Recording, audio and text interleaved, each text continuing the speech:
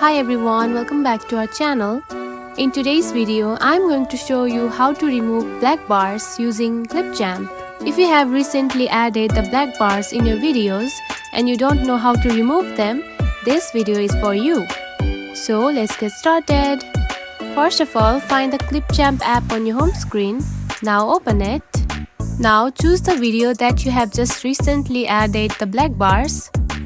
After your video is on the timeline track, tap onto the black bars itself like this, then scroll to your right and here you can find the option of delete. Simply tap on it.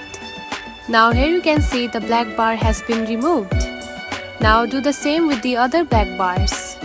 And that's it. Now the black bars has been removed from your video completely. Now you can edit your videos very easily and freely. If you found this video helpful, don't forget to like and subscribe for more tips. Thanks for watching.